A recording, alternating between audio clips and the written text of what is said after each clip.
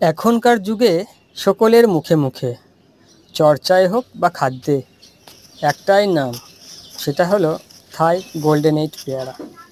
এই golden eight পেয়ারার গাছ আমি বাজার থেকে দুটো কিনে এনেছি, কিন্তু আমি দুটোই বুঝতে পারছি না যে দুটো গোল্ডেন এইট কিনা।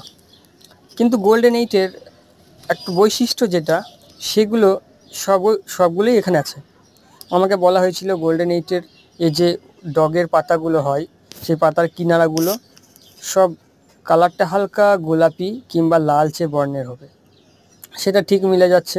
এরপরে দেখা যাচ্ছে যে গোল্ডেন এইটের পেয়ারার যে কলি আসে, যখন নতুন মুকুল বার হয়, সেই মুকুলও কিন্তু 3টে করে মুকুল থাকবে এক একটা। আর এখানে পাতার মধ্যে আপনারা দেখতে পাচ্ছেন যে পাতার যে কিনারাগুলো, সেগুলো হালকা লাল খয়েরি রঙের একটু কিনারায় শেপগুলো নিয়েছে। আর পাতাটা একটু মোটা, একটু মোলায়ম মখমলের মতো, আর পাতাটা একটু মোটা। তো সেই অনুপাতে এটা গোল্ডেন এইট বলাই যায়।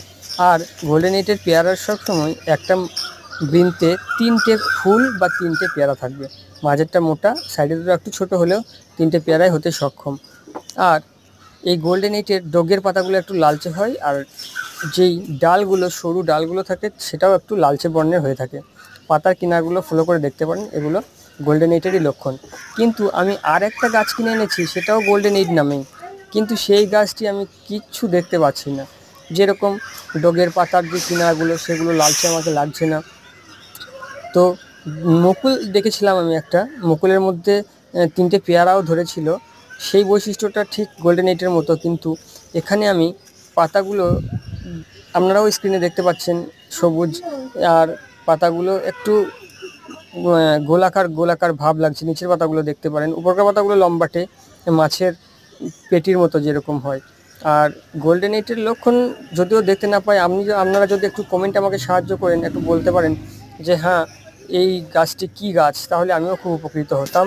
তো আমার চ্যানেলে এরকম গাছের ভিডিও আসতে থাকবে। গাছের জগৎ চ্যানেলটিকে সাবস্ক্রাইব করবেন, ভালো লাগলে অবশ্যই লাইক করবেন।